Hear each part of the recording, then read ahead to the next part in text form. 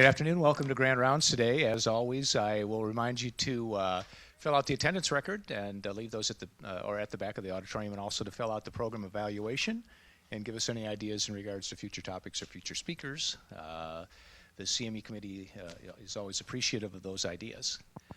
Today, it's my pleasure to introduce Dr. Tara Mencias. Dr. Mencias attended her undergraduate education at Northern Illinois and then went to the Medical College of Wisconsin for medical school, where she stayed to do her residency in physical medicine and rehabilitation. She has been a member of the Department of Neurology at McFarland and the PM&R department here at Mary Greeley since December, and the title of her topic today is The Management of Patients After Lower Extremity Amputation.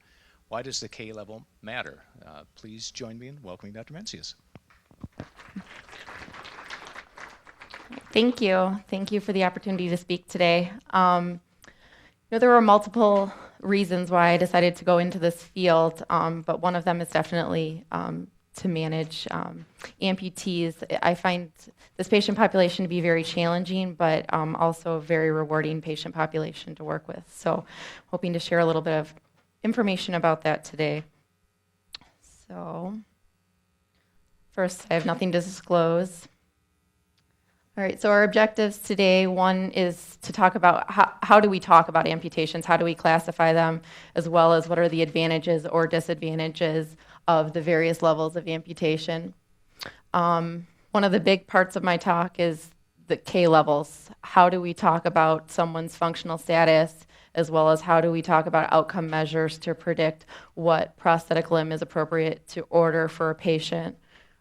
I also want to talk about the evaluation and treatment of phantom limb pain, which is very common in patients after amputation. Also, what role do I play in prosthetic management? When is it appropriate to refer a patient over to me? How do I manage gait disturbances in patients who have had amputations? And then also understand the services that a general physiatrist offers. That was something that Dr. Hallberg wanted me to go over at the end of this presentation, kind of beyond the scope of just lower extremity amputation. I know I'm a new specialty to McFarland, and so I think some people are unsure of exactly what services I provide, so I'm hoping to clarify that a little bit today. Before I get started on the talk, though, I do want to just introduce, if you guys can stand up, this is Rick Volk. He's one of the orthotists that I work with from American Prosthetics and Orthotics. This is Nick Ackerman. He's the main prosthetist that I work with. I refer a lot of patients to. And then this is Steve. He's also from APO and is a branch manager. So thank you guys for coming. All right, so let's first talk with some definitions. Some people are unsure what's the difference between a prosthesis and an orthosis. So prosthesis is actually an artificial device that replaces a body part that is missing, versus an orthosis, which is an external device that's applied to an impaired body part to help improve function. So an orthosis would be something like an AFO that helps with somebody who has weak ankle dorsiflexion. So how common are amputations? The most recent large study that was done in 2008 and showed that there's approximately 1.7 million people in the United States currently living with limb loss. So how does that break down? As most of you would expect, about 82% of these are due to vascular disease or complications of vascular disease. About 16% are due to trauma, 1% are congenital, and about 1% are due to cancers. All right, so most of the amputations we tend to see are lower extremity amputations, especially here at McFarland and Mary Greeley, just because not being a tertiary care center, we don't see a whole lot of trauma, and the great majority of upper extremity amputations are the result of trauma. Now, even training at a large tertiary care center, I probably only saw 15 to 20 upper extremity amputees in my entire 4 years of training, so that was why I decided to focus my talk just on lower extremity amputations today. But the breakdown is approximately 90% of amputations are the lower extremities. So when you look at lower extremity amputations, approximately 28% are below knee, about 26% above knee, and then The other 46% fall into other categories. The great majority of these are either toe or transmetatarsal amputations, which unfortunately a lot of times end up resulting in below knee amputations in diabetic patients when they have further complications. So how does it break down by age? For kids age 0 to 5, typically amputations are the result of congenital abnormalities. A lot of people think these are genetic. However, vascular etiology is actually the most common cause of congenital amputations. From 6 to 15, we see a lot with cancers, especially osteoblastoma, osteosarcomas. 16 to 50, we see trauma, especially when you're working at a tertiary care center, and then above the age of 51, as expected, vascular disease. Now, this is sort of a busy slide. I'm going to go on to a picture to show you with better detail about how we classify the foot and toe amputations. But in terms of below knee and above knee amputations, in addition to classifying them just as a transtibial or a transfemoral amputation, we also discussed how much of the femur is left or how much of the tibia is left, because as I'll go into later, there are certain levels of amputation that are more desirable for prosthetic fitting and certain ones that make prosthetic fitting very difficult. If you're left with a very short above knee amputation, it essentially makes the hip joint worthless. So those are all things we're taking into account. Final things I'm only going to touch on today, just because unfortunately these patients aren't really prosthetic candidates, but we sometimes will see hip disarticulations, typically the result of horrible infections, sometimes trauma. I saw, unfortunately, a lot of hip disarticulations during my residency training in spinal cord patients who had really bad heterotopic ossification. And unfortunately, the only option in that case would be to do a through hip amputation. A hip disarticulation is different from a hemipelvectomy in that with a hemipelvectomy, they actually take off part of the ilium, and so basically, when you get rid of that, you get some of the ischial tuberosity is going to essentially be gone. And when you lose the ischial tuberosity, you lose that weight-bearing surface. And when that happens, basically, to fit a prosthetic limb for somebody who has a hemipelvectomy, you're essentially making them weight bear on their abdomen. And so that makes it very difficult, and also a lot of patients can't tolerate that. So most patients that have a hemipelvectomy are not going to be prosthetic users. So let's talk a little bit about the levels of foot amputations. We have our partial foot amputations. We have partial toe amputations. We have transmetatarsal, which you go right through the metatarsals, and then the hindfoot amputations. So here's the Liz Frank, which basically is an amputation between the transmetatarsal and the tarsal bones. And then you have the show part, which the show part is through the tarsal bones, and essentially you're only left with just the talus and with the calcaneus. And then the Boyd amputation goes right through, like a transverse cut through the calcaneus, and then a Syme's amputation, which is essentially an ankle disarticulation right through the ankle joint.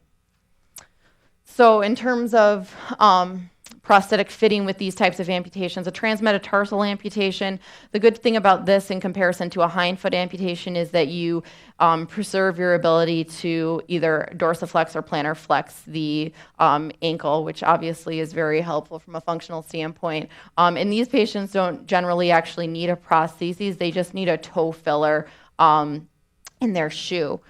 As far as hindfoot amputations, like I said, the Liz Frank and the show part amputations are really not very desirable for prosthetic fitting or for function, because you're going to lose your ability to dorsiflex or evert the ankle.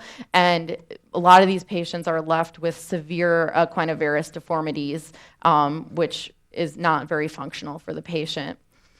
For Syme's amputations, these are typically not done on vascular patients, and the reason why is because the vascular supply to that area is very poor. It does provide a really good end-bearing surface, so Syme's amputations are actually done more commonly in third world countries where they can't afford prosthetic fitting, and they will actually weight bear just on the stump. But in terms of prosthetic fitting, Prosthetic options are somewhat limited because the stump is so bulbous. It's hard to get them into a prosthetic limb. However, they can sometimes do side windows, and with improved technology over the years, fitting a prosthesis for a Syme's amputation is possible. It's just more difficult. So here's a picture of a Syme's amputation. So you can see how bulbous the ends of the stumps are. All right, so below knee amputations, you're going to obviously see a lot of these. And I think one of the take-home points of this talk is, if possible, try to save the knee joint. Saving the knee joint in a elderly vascular patient can mean the difference between someone being in a wheelchair the rest of their life versus being ambulatory. And the reason for that is because of these energy expenditures. So the average energy expenditure for a unilateral dysvascular below knee amputee is 40% more than an able-bodied person. And then if you go up to an AKA, it's 100% more. So you take a dysvascular patient that also has diabetes, potentially congestive heart failure, COPD, to make them do a 100% increase with their metabolic demand to walk with an above knee amputation is quite difficult for some patients. So if there is viable tissue, maintaining the knee joint is absolutely essential. And the healing rates are really good from ischemic BKAs. I think the fallback several years ago was just to go to the AKA because they thought that they would heal better, but ischemic BKAs actually heal really well, about 80 to 90% success rates, and the mortality is actually decreased in dysvascular patients that undergo BKAs instead of AKAs. Oops. All right, so let's talk a little bit about through knee amputations. You probably won't see a whole lot of them here just because we aren't a tertiary care center that sees a lot of trauma. I saw a lot of through knee amputations when I was in residency though. So the advantages of this amputation is minimal blood loss with surgery, just going through the joint. And also you have a longer residual limb, so it's going to be less energy expenditure than you see in above knee amputation. And it has a very good end-bearing surface. It's kind of like that Syme's amputation. You get this bulbous stump with the femoral condyles, which actually are really helpful for prosthetic suspension. Some of the disadvantages, you obviously need a longer flap for coverage, and so for some trauma patients, that's not possible.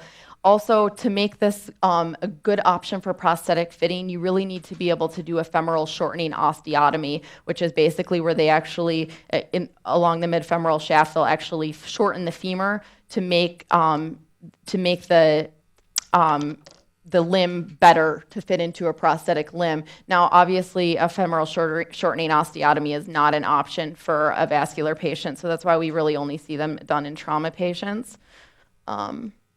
And when I talk about suspension, so A right here, this is the typical socket that you'll see for an above knee amputee, and this is called ischial containment. So the ischial tuberosity is actually inside the socket, and so if you do a through knee amputation and somebody is left with, this one's not, but if someone's left with their femoral condyles, it helps with suspension. So those patients can typically be fit with a subischal type socket, which is sometimes better accepted for the patient, obviously more comfortable to ambulate with that than something that's up over the ischial tuberosity.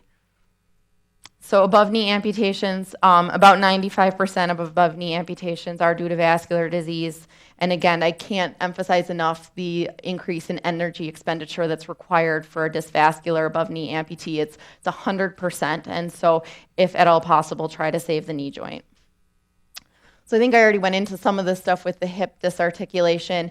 It's just that with a hip disartic, you do have the ischial tuberosity versus with a hemipelvectomy, you take off all or most of the ilium, and so you lose that weight-bearing surface, and therefore it makes prosthetic fitting very, very difficult because they have to weight bear on the abdominal viscera. All right, so unsatisfactory levels. These are the levels that make my life more difficult when I see them because it makes prosthetic fitting very difficult. One is a long below knee amputation. Some people think the longer the limb, the better, but with below knee amputations, if you don't have the padding from a good flap, it's going to make it very uncomfortable to ambulate on that stump. And so we really don't like to see below knee amputations that are below the gastrocsoleus muscle because you don't have enough soft tissue coverage, because at that point, if you get that far down on the limb, the tibia and the fibula are basically just subcutaneous at that level. We also don't like to see very short BKAs, and so that's why a lot of patients at the tertiary care center where I trained ended up as through knee amputations, because if they had been a very short BKA, they essentially would have, their knee joint would have become valueless, and they would have been at increased risk for developing a knee flexion contracture. We also don't like to see very short AKAs, basically less than 35% of the femur if at all possible, just because they're more at risk of developing hip flexion and hip abduction contractures.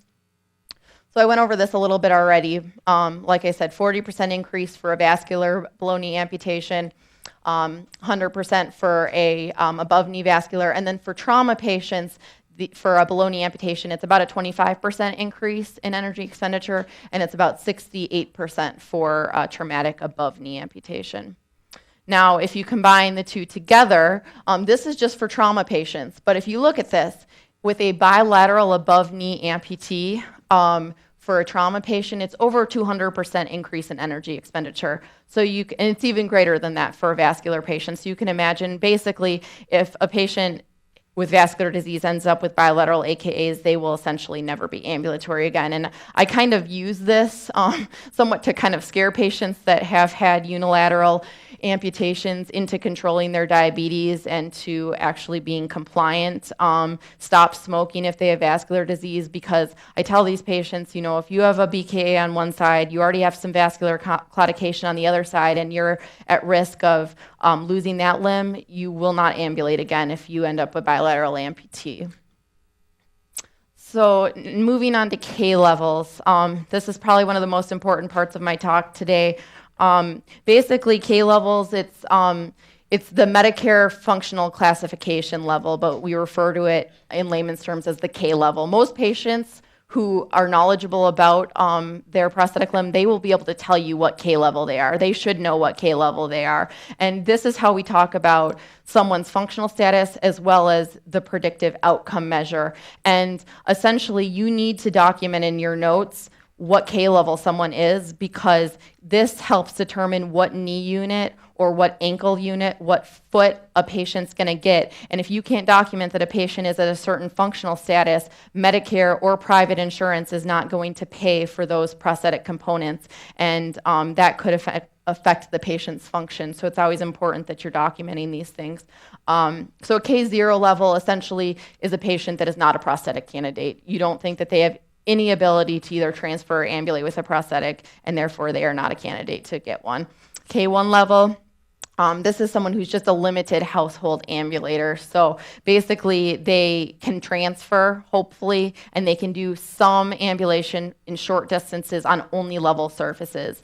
So a K2 level, the big key term here that you have to put in your documentation is that they have the ability to ambulate on uneven surfaces. So if they can ambulate on uneven surfaces, the goal would be that they're what we call a limited community ambulator, which means they should be able to go over curbs and things of that sort so that they can actually use their prostheses out in the community. A K3 level, the way that we designate that from K2 is that the patient's able to walk at variable cadence, which basically means they can increase and decrease their walking speed in the community, and we would refer to that patient as an unlimited community ambulator.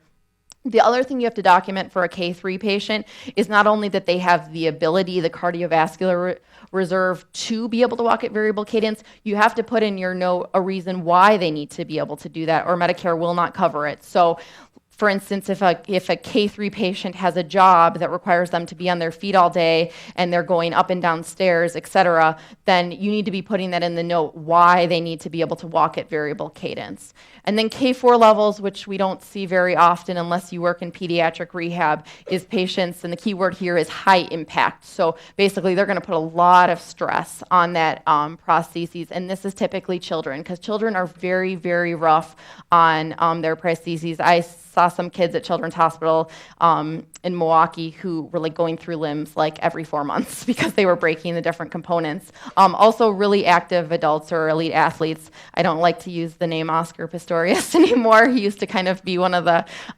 poster children for prosthetics, but unfortunately with the things he's done, now he isn't. But the Blade Runner, that would be a K4 level. Anything that's requiring sprinting obviously would be at a K4 level.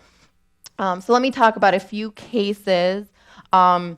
This lady, she was a 51-year-old female that I saw first on the inpatient side after an elective BKA.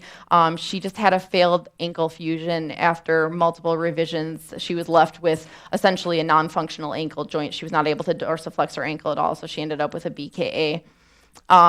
So she, in terms of past medical history, she had no cardiac or pulmonary comorbidities, no peripheral vascular disease, no diabetes, which makes my life easier. She did have a history of a total knee replacement on the right side, and also a lumbar and cervical fusion, but these were relatively remote.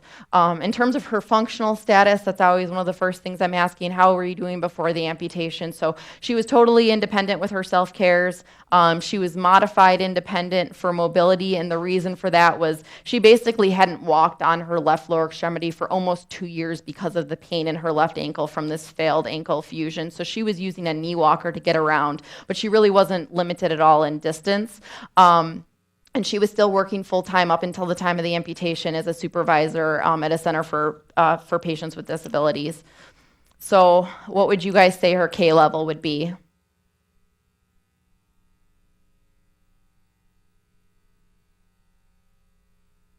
I'm hearing 2s and 3s. So I put her at a K3 level on limited community ambulator.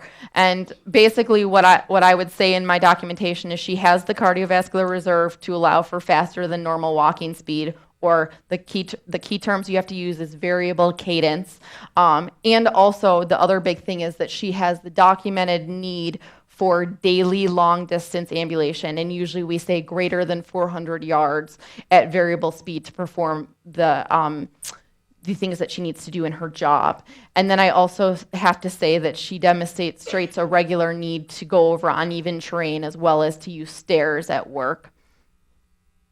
All right, so an update on her. She's doing really well. I just saw her last week in clinic. She's about 2.5 months out from her below knee amputation. Her incision looks fabulous. And she just received her temporary prostheses from Nick a couple weeks ago, and she was fit with a K3 multi-axial foot. And she just started her gait training last week, and when I saw her, she had only done 1 day of gait training, and she was already walking 300 feet with her prostheses. And this is the most functional that this woman has been in over 200 years, or 200 years, in over 2 years. So yeah, 200. In over 2 years, she hasn't walked for over 2 years, and so she's super happy with the outcome, and her pain is gone. She was in a lot of pain before the amputation. So I tell some patients who I saw when I was at the tertiary care center that had multiple flap revisions because of trauma, and they do not want to lose their limb. But some of these patients, once they actually undergo the amputation, it's the most functional that they've actually been in years, because they are left with such a non-functional limb that actually getting an amputation actually improves their function. And I've seen that a number of times. Let's talk about another case. This is a 66-year-old guy. He underwent a right above knee amputation due to bypass graft thrombosis. So he's just a chronic vasculopath. He had multiple bypass graft procedures on the right lower extremity. He unfortunately also has ischemic cardiomyopathy. His EF is about 30%. He's actually waiting right now to have an AICD placed. He had a life vest in place the whole time he was on our unit. He's also had a 4-vessel CABG, and he's got diabetes as well. So prior to the amputation, surprisingly, despite all that, he was independent with his self-cares and transfers. He was pretty much modified independent for ambulation with a quad cane. However, he told me he was only able to walk about a block. And the main reason he could only walk a block was not because of the cardiac disease. He wasn't getting out of breath or anything. It was because he was getting severe pain in his right lower extremity due to vascular claudication. So he'd be a K2, okay? So the reason he'd be a K2 is because, and I guess some people would argue, how many people thought he would be a K1 instead of a K2? And I could see that argument, but I guess I would use the caveat that he made awesome functional gains in rehab. He was using like a Sarah study when he came in, and when he left us, he was independent in virtually everything. And he also is no longer limited by his vascular claudication. So I think a big reason why he wasn't doing much before the amputation was because of the pain he had in his right lower extremity, which is now gone. And so I think he's going to actually do really great as a K2. We used our mobility predictor on him, and he actually was only 2 points short of a K3 level. So I feel pretty comfortable prescribing a K2 prostheses for him. So I think he'll be able to go over uneven terrain. That's the key terms you have to use for K2. I just don't think he has the cardiovascular reserve to be able to walk at variable cadence. And that's why I said, even though he only scored 2 points from a K3 level, I didn't think it was worth trying to push it and risk not having Medicare cover it, because I think he will probably do better at a K2 level. And I guess the main thing I want to point out in terms of what does this mean, K2 versus K3, in terms of what prosthetic limb you get. So I ordered him what's called a polycentric knee, which essentially is not going to allow him to walk at variable speeds. He would need either a hydraulic or a computerized knee to be able to walk at variable speeds.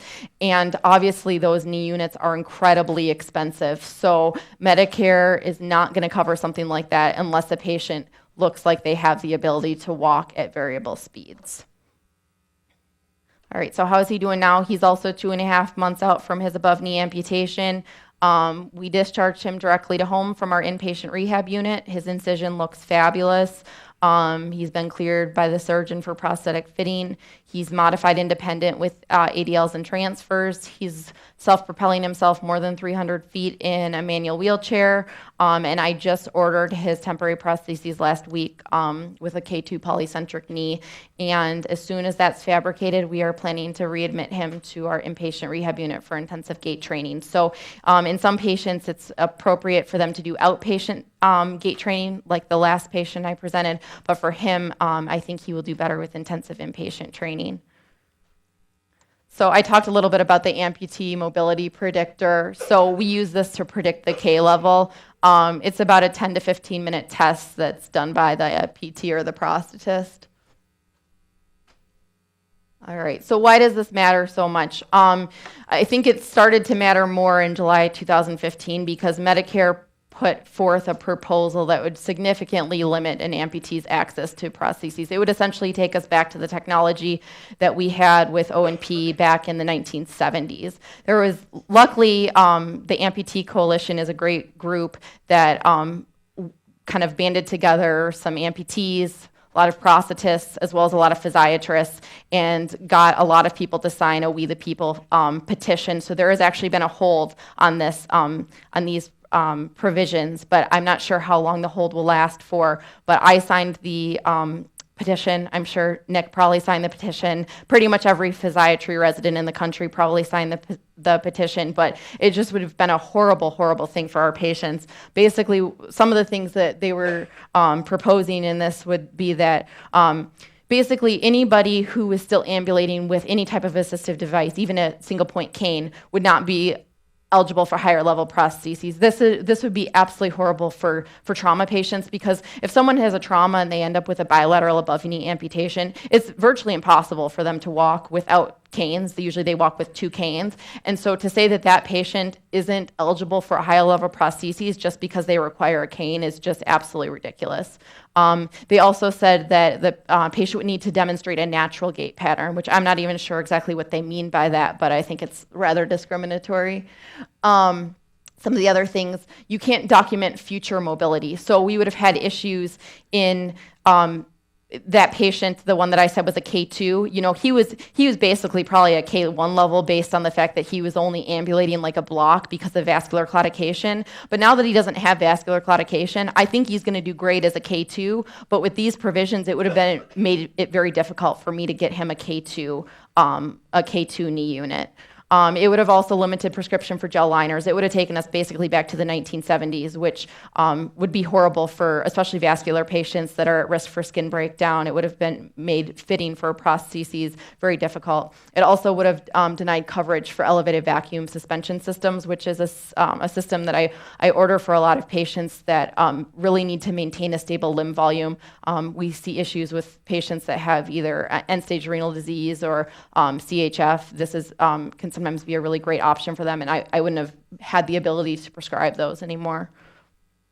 Also, this is a big thing, that prosthetists are considered a supplier, so they cannot document medical necessity for the prosthetic limb. It has to be done by the physician, and so that's why documentation is so incredibly important. Otherwise, you'll get denials from insurance and from Medicare, so you have to be documenting all that stuff that I told you about the K level, or you can refer them to me, that too, but it has to be documented by a physician. All right, so what's my role in prosthetic management? I like to be consulted as early as possible. I like to get to know the patient. I always tell patients when I first meet them that hopefully me and Nick will become their new best friends, because they're going to see a lot of us through this process. I like to talk to the patients even before they've had the amputation if possible, and I like to tell them success stories, because obviously the thought of losing a limb is very daunting for patients, and so I think I like to kind of show them what the light at the end of the tunnel can look like. So I like to be involved in early post-operative management before prosthetic fitting to hopefully prevent complications that can arise. I will order the temporary prostheses and then go on to order their definitive socket. Now, we usually use a lot of the components of the temporary prostheses when we get a definitive socket. The big thing we do is we just get a new socket, because obviously limb volumes shrink a lot in the first 6 months, so we want to see that somebody has a stable limb volume before we order the definitive. I'm always looking at ongoing gait assessment. I like to see the patients every 6 months to a year once they're stable, just for prosthetic adjustments, if they need new stump socks, if their liner is getting old, if they need a new liner, et cetera. And I want to emphasize that all of these phases are a team effort between the surgeon, me constantly communicating with the surgeon, with the physiatrist, the PT that's going to work with them on gait training, the prosthetist, and most importantly, the patient. The patient has to buy into this, or they're not going to want to be part of gait training, which is definitely a difficult process. So what do I do on my initial evaluation? Obviously, I want to know what was the reason for the amputation. I want to know what their prior functional status was. I want to know, do they have cardiac or pulmonary comorbidities? Do they have polyneuropathy in the intact limb? That becomes very important when you start learning to walk with a prosthesis. It's going to feel weird, and if you don't have sensation in your intact foot, that makes things more difficult. I want to know if they have claudication in the other limb. How is their diabetic control? Do they have residual limb pain or phantom limb pain, because that makes prosthetic fitting more difficult.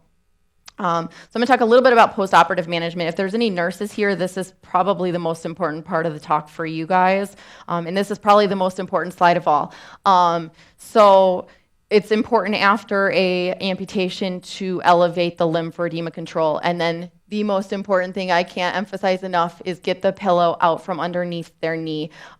Patients like to sit with their pillow under a knee because it's more comfortable and they're in pain. But when you do that, you can end up with a knee flexion contracture, and a knee flexion contracture makes prosthetic fitting nearly impossible in some patients. So, the thing I say about contractures is they are very difficult to correct. I can try like all the Botox in the world, and I would not be able to fix some contractures, because a contracture is scar formation. It's not just spasticity. So contractures are very difficult to correct, but they are very easy to prevent. So the whole thing is prevention in the early postoperative period, and that is through positioning the patient properly. Also, you want to avoid, in an AKA, you want to avoid a hip flexion contracture as well as a hip abduction contracture. So get the pillow out from underneath the hip. Don't let them have pillows between their thighs. If it's a partial foot amputation, we want to avoid a plantar flexion contracture. If possible, with the patient, try to avoid elevating the bed. Obviously, in our patient that had CHF, you can't avoid that in all patients, but try as much as possible to keep that hip flat to prevent a contracture. Also, when they're sitting in a wheelchair, you shouldn't let their knee just hang down on the foot plate. They need to have a board underneath their leg so that their leg is extended to prevent contracture formation. So how do we protect the limb? So this is a removable rigid dressing. Specifically, this is a FlowTech device. We only use it for below-knee amputees. It's custom fit by our prosthetist. I like to get them on as soon as possible, even if the patient's not a prosthetic candidate yet, because it helps control edema. Like, it significantly helps control edema, and it also protects the limb. And the other thing too is we can accommodate other dressings. So like, we can accommodate even wound vac. So if a patient has a wound vac, if their stump's not completely closed, we can still get them into a FlowTech even if they have a wound vac on. So call me as soon as possible about ordering this. It also helps prevent knee contractures. And you can take it off multiple times per day, so you can still inspect the incision as much as needed.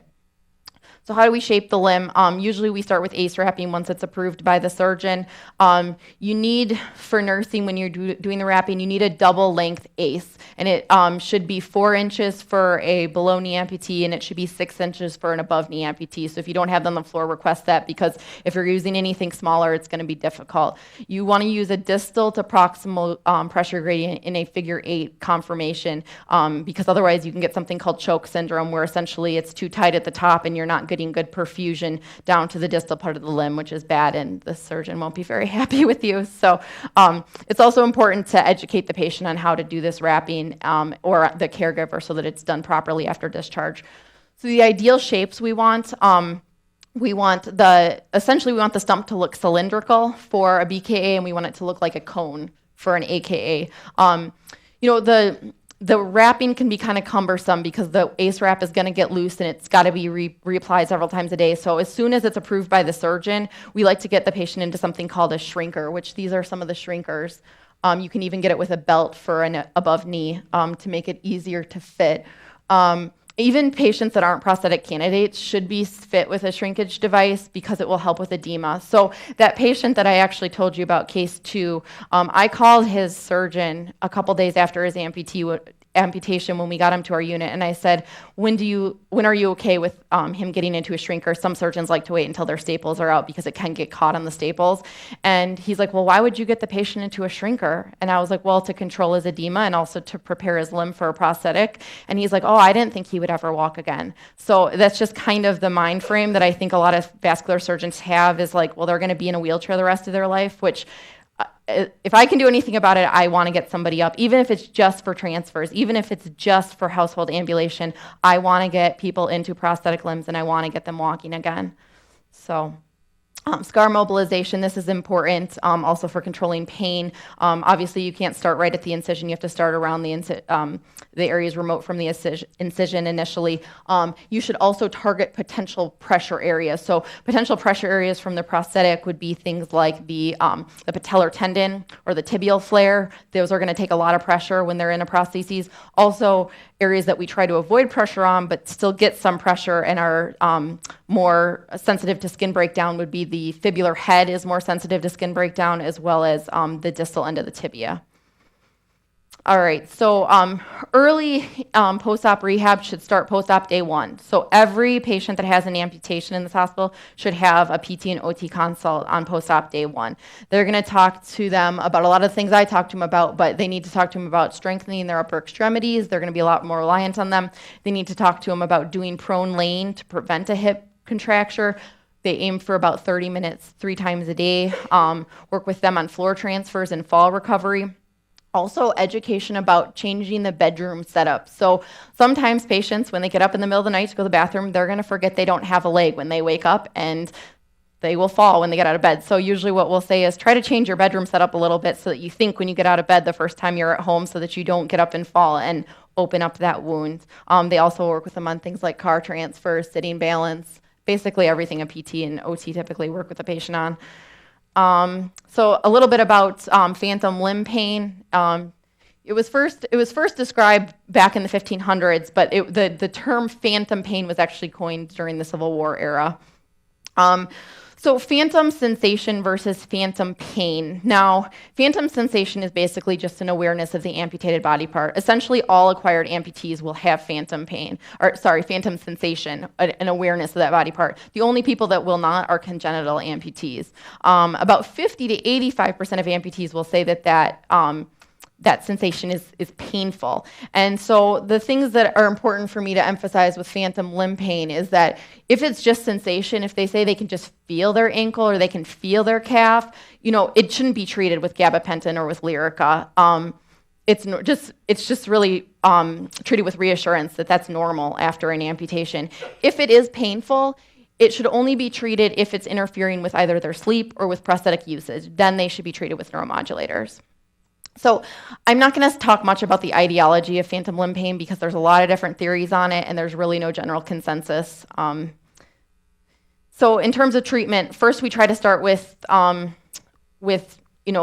non-medication options like physical modalities. TENS units can be helpful. Unfortunately, there's no randomized controlled trials to say how effective they are, but I've seen it help a lot of patients. Acupuncture. So if acupuncture is done, it's not done on the amputated limb, it's actually done on the intact contralateral limb, and the needle points are chosen based on the points that are painful on the amputated limb. Mirror therapy. So mirror therapy is one of the main things that I prescribe, and I usually will put it in my prescription when I order Gait training. I just always order mirror therapy too. So essentially what they do is they hide the residual limb, and you just view the intact limb and a reflection of the intact limb. And so the theory behind it is that it helps you kind of move the intact limb so that the amputee feels like they're moving the amputated phantom limb like out of painful positions. Desensitization, this is something that should be started early with rubbing different kinds of fabrics on the residual limb, and with gentle massage, progressing to tapping and increased pressure with the massage should be performed 20 to 30 minutes 3 times a day. So what do we do if all those things fail and we need to go on to treatments? My first go-to obviously is gabapentin. I usually start 100 3 times a day or 300 QHS and titrate from there. Now max dose is 3,600 a day, but I really don't see patients do better on 1,200 TID than I do on 900 TID, so I usually don't go above 900 TID. I feel like you're just more limited with side effects. A secondary option if someone has failed gabapentin or can't tolerate would be Lyrica. Obviously, it's more expensive, so I always try gabapentin first. Tricyclics, again, this is not my first-line treatment, but if someone has failed gabapentin or Lyrica, I will try nortriptyline. I find that the side effect profile is better than with amitriptyline, so I try that first. I usually just start at 25 milligrams, but you can go all the way up to 150 a day. I usually just do it at bedtime. So there's a bunch of other treatments that have been tried. Honestly, I don't think any of these are beneficial. I don't know why anybody would ever put capsaicin on a limb that already has phantom limb pain because it's going to burn. But these are definitely things that are all reported in the literature that have been used, but I do not use any of them. So if all that fails, then obviously we go to more extreme measures like surgical options. So surgical options for stump revision are helpful if their pain is due to a neuroma. If there is a neuroma that we just can't get around by padding the prostheses better, sometimes these patients will have to undergo surgical stump revision. But otherwise, surgical revisions are reserved for very rare cases. And then some patients try spinal cord stimulators. There's not much literature to suggest that they're that helpful, though, for refractory pain.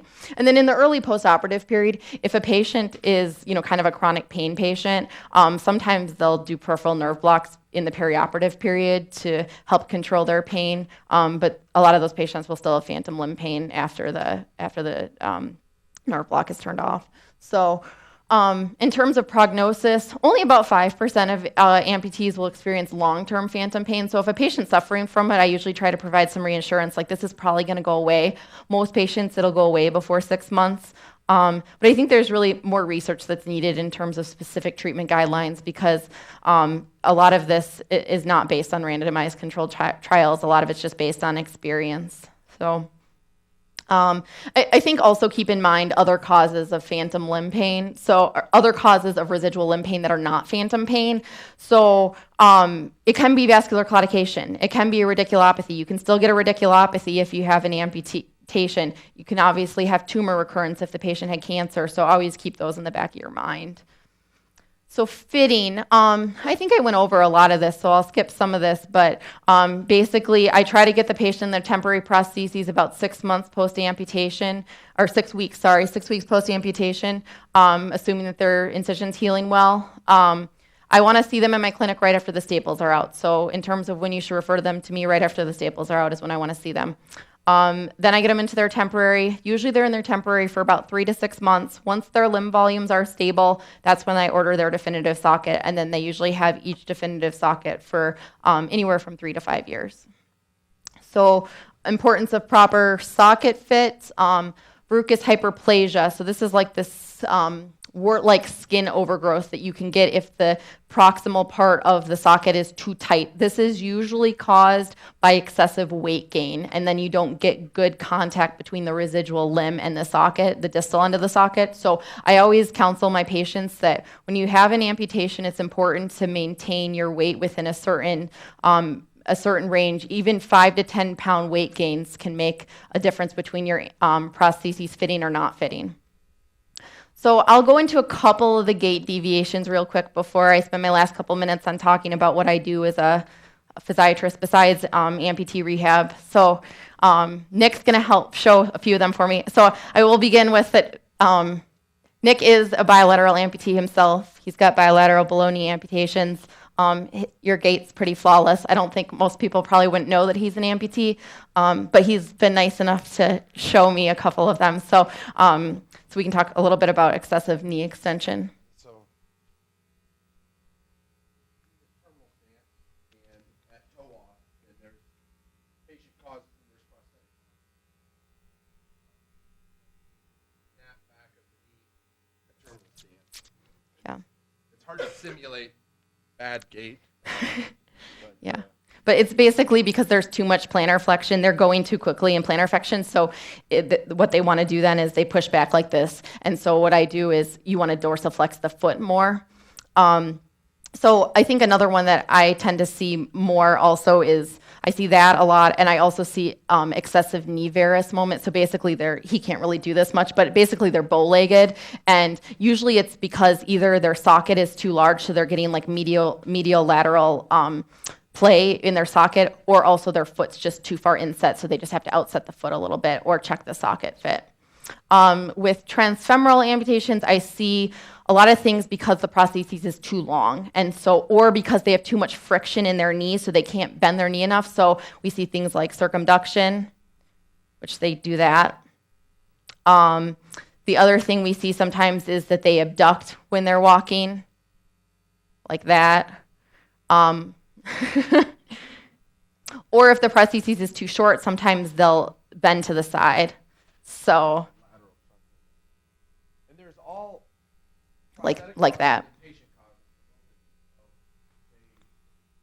Physical therapy and early physical therapy can prevent those things, but also as a prosthetist, some of those the physical therapist can work for hours on, and it's a prosthetic adjustment that needs to be made to stop that gait deviation. Yeah, so that's why I said it's really a team effort.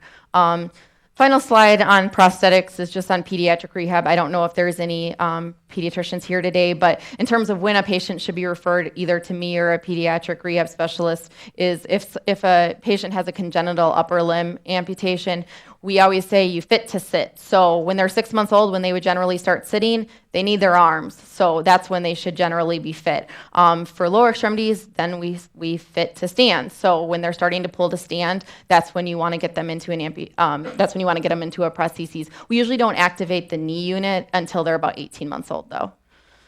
So what do I do? I've only got a few minutes left, so I've got a couple slides just about what do I do as a physiatrist. So here, the main reason I took this job was for electrodiagnostic medicine and for the inpatient rehab unit. So it's one of my passions in PM&R. I can pretty much do any EMG or NCS you ask of me other than single fiber or repetitive nerve stim. And there's nobody here does single fiber or repetitive nerve stim. So if you suspect a neuromuscular junction disorder, those EMGs are done outside of McFarland. And I think some people aren't aware how much EMG training I actually get, but there's actually no requirement in neurology residency for the number of EMGs that have to be performed, as opposed to in a physiatry residency, I was required to perform at least 200 EMG studies to actually finish my residency. We would have lost our accreditation if I hadn't. So, I love doing EMGs, and I like seeing any and all consults. I do Botox injections for both spasticity as well as for cervical dystonia. I can do both pediatrics as well as adults. Obviously, amputee and prosthetic care. We are starting a wheelchair seating clinic, so if you have a patient that isn't sitting well in their wheelchair or they need a new wheelchair and you don't want to do their face-to-face assessment, we're going to start an interdisciplinary wheelchair seating clinic with both PT, a wheelchair vendor, and with myself, starting the fourth Tuesday of each month. The first month will be in March, so if you have any patients, I'd be happy to see them. I do orthotic prescription. I work closely with Rick, obviously. I can see patients for anything, any suspected peripheral nerve issue, radiculopathy, plexopathy, mononeuropathies, as well as the management of polyneuropathies. I do musculoskeletal medicine, hip pain, shoulder pain, knee pain, any peripheral joint pains. I do have a special interest in shoulder pain and breast cancer and head and neck cancer survivors. All of my research that I did during residency was on quality of life issues in head and neck cancer survivors. So I like seeing those patients a lot. What other procedures do? I can do all peripheral joint injections. I can do trigger point injections, bursal injections, carpal tunnel injections. If you have a question about what injections I do, just ask. And then what about chronic back pain? This is what a lot of the primary care doctors want to know. So I am okay seeing these patients. However, I feel like you can get too many cooks in the kitchen, and sometimes this is a difficult patient population to deal with. And so if a patient's already being seen by our pain clinic, unless Dr. Wargo or Dr. Pranto specifically ask me to evaluate the patient, I feel like you're just getting too many cooks in the kitchens, and you really need to have a straightforward, consistent message with these patients, and I think it's difficult if I get involved as well. So if they're already being seen by pain clinic, then I don't want to see them unless I'm asked. Otherwise, I'm happy to see the patients. I do not prescribe narcotics, though, so my goal is to get people weaned off narcotics. There's absolutely no literature that suggests that narcotics work for chronic pain conditions, so I don't prescribe narcotics. And I also only do musculoskeletal medicine about 1 day per week in my practice, so I can't really fill it with chronic back pain. I just want to say thank you. Dr. David Del Toro was the amputee rehab specialist that I trained with in Milwaukee, and he helped me with this presentation and also was instrumental in all the education I received on this. And also Beth Malik, she was a PT I worked with up in Milwaukee, so I thank them. And any questions? I know we're right at the end, so any questions for me?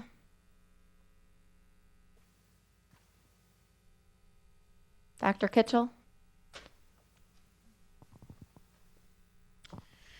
You mentioned that phantom limb pain occurs in about 5% of the amputee patients. It seems to me it's a little bit higher in the traumatic patients than it is in the diabetic or neuropathy type patients. Is that true, or is there a difference? It's actually about 50 to 85% get phantom limb pain. It's just only about 5% still have pain after 6 months. So most people will get better. Some people say that they feel like if you had pain in the limb beforehand, or if it was traumatic onset, that you would increase your risk. But all the literature has shown that that's not true. So there's really nothing that can actually predict whether someone is or is not going to develop phantom limb pain, because I see patients, like for instance, that case 2 that I told you about, he had horrible right lower extremity pain and vascular claudication, and he has absolutely no phantom limb pain whatsoever. So it's really hard to predict, but there's actually no literature that suggests that anybody is more susceptible than anybody else, other than congenital amputees. Congenital amputees do not get phantom limb pain. But anything else? All right. Well, thank you everyone for coming.